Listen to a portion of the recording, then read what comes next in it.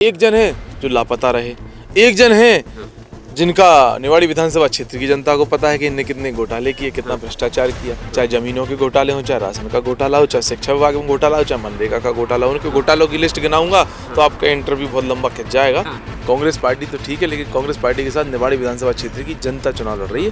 तो सभी लोगों की, चाहे समाजवादी पार्टी हो, चाहे भाजपा हो, चाहे बसपा हो, ये लोग जनता से लड़ रहे हैं। रोशनी दीदी अचानक लाइव आई, क्या कुछ उन्होंने कहा, इसके बाद फिर आपका बयान आता है एकदम न्यूट्रल। निवाड़ी विधानसभा क्षेत्र की जनता जानती है कि टिकट कैसे हुआ है। अब का स्थिति नजर आ रही कैसे, एक बार दो बार के लगातार विधायक हैं, एक दूसरी तरफ देखें समाजवादी पार्टी से उतने भी 2 बार के लगातार विधायक हैं, दिग्गज नेता माने जा सपा के। लड़ाई आप कहाँ देख रहे हैं का नजर आ रहा हो?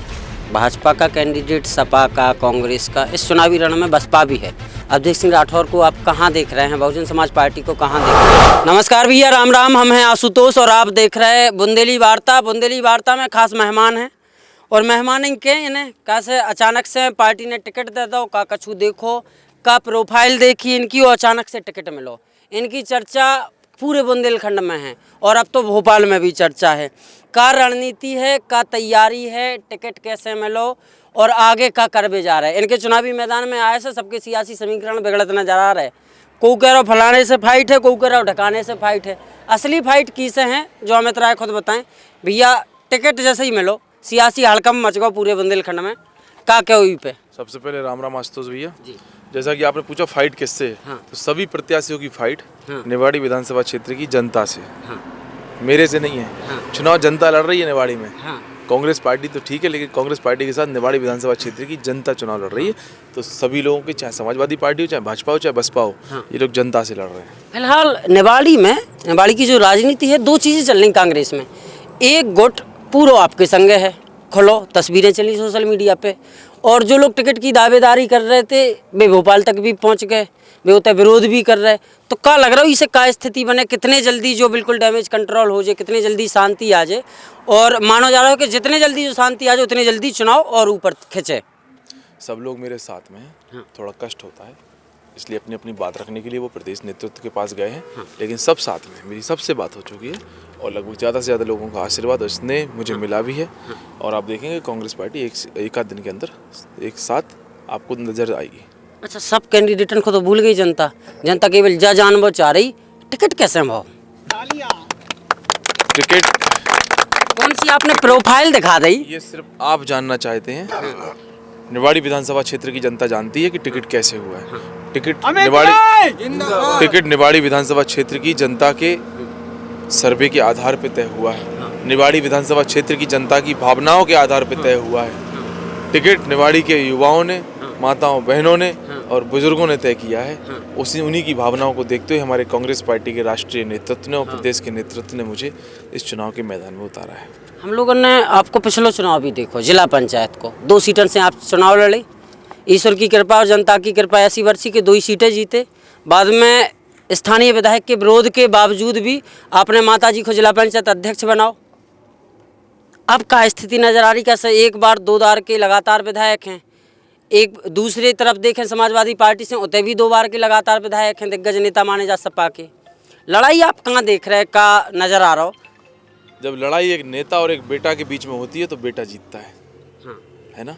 इस क्षेत्र की माताएं बहनें अपने बेटे को जिताएंगी, युवा अपने भाई को जिताएंगे, बुजुर्ग अपने नाती को जिताएंगे, नेता को नहीं जिताएंगे। आपने कहा एक पूर्व में विधायक रहे, एक वर्तमान में विधायक है, तो वो नेता है। और इस बात को निवाड़ी विधानसभा क्षेत्र की जनता भली भांति जानती है कि दुख के समय में, परेशानी के समय में उनके बीच में कौन रहा। जब किसी गरीब बिटिया का विवाह होता है तो उनके विवाह में कौन आया, जब कहीं किसी के यहाँ कोई दुखद निधन हो जाता है तो उनके यहाँ सुख दुख में कौन आया, जब कोरोना का इतना भयंकर समय था तो कौन उनके बीच में गया, कौन ने किस तरह से सहयोग किया। और इसके अलावा ये भी एक्सीडेंट तो नहीं हो गएगा, एक जन देख के तुरंत जाओ।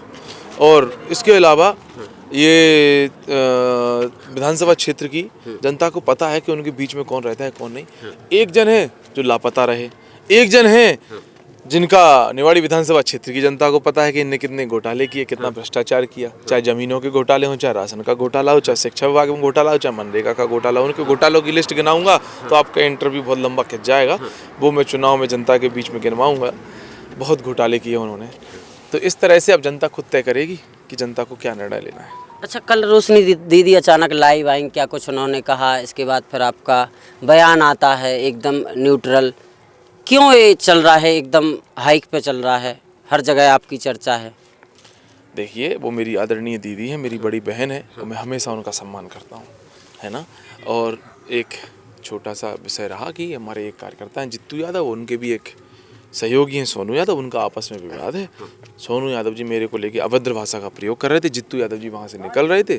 सोनू ने जित्तू यादव जी से कुछ कहा, जित्तू यादव जी ने उनकी नाराज़गी को देखते हुए कह दिया मुझे नहीं पता उनके बीच में क्या हुआ क्या नहीं, लिया नहीं लिया मुझे नहीं पता, हो सकता है लिया हो, ऐसा जित्तू ने नादानी में बोल दिया, बचपने में बोल दिया। इतनी समझ नहीं है उनको कि कोई बात बोलनी चाहिए कि नहीं। विषय सोनू से था तो सोनू से बोलना चाहिए था, दीदी के विषय में नहीं बोलना चाहिए था। इसका मुझे भी कष्ट है, और अगर दीदी की भावनाओं को ठेस पहुंचा है तो मैं दीदी से माफ़ी मांगता हूँ, व्यक्तिगत रूप से भी जाकर माफ़ी मांगूंगा। मेरी बड़ी बहन है वो, और मुझे भी वो छोटे भाई के रूप में मानती है। हमेशा उनका मार्गदर्शन मुझे मिला है और आगे भी मिलता रहेगा। निवाड़ी के रण की स्थिति एकदम साफ हो गई है, भाजपा का कैंडिडेट, सपा का, कांग्रेस का, इस चुनावी रण में बसपा भी है।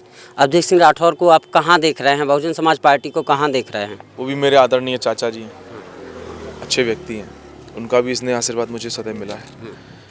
बहुजन समाजवादी पार्टी अपने विषय, अपनी विचारधारा, अपने कार्यों के आधार पर जनता के बीच में जाएगी। कांग्रेस पार्टी अपने कार्य, अपनी विचारधारा, अपनी विकास की सोच, मध्य प्रदेश में जो वर्तमान में भारतीय जनता पार्टी ने जिस तरह से भ्रष्टाचार और मध्य प्रदेश को बिल्कुल खोखला प्रदेश कर दिया, इन सब मुद्दों को लेकर जनता के बीच में कांग्रेस पार्टी जाएगी और अपनी अपनी बात रखेगी, और इसका सही निर्णय जनता करेगी कि कौन सही है कौन गंदा है। नामांकन का क्या रहने वाला है? नामांकन की प्रक्रिया शुरू हो गई है, कब तक आप नामांकन करने जा रहे हैं? मैं अपने वरिष्ठ नेतृत्व से, प्रदेश नेतृत्व से सलाह लेकर करूँगा, उनसे पूछूंगा कब करना चाहिए। अपने सभी कार्यकर्ताओं के साथ, कांग्रेस पार्टी के वरिष्ठ नेताओं के साथ मैं नामांकन करूंगा। हमने सोचा कि हम विजयदशमी के दिन नामांकन करें। विजयदशमी के दिन नामांकन कर सकते हैं।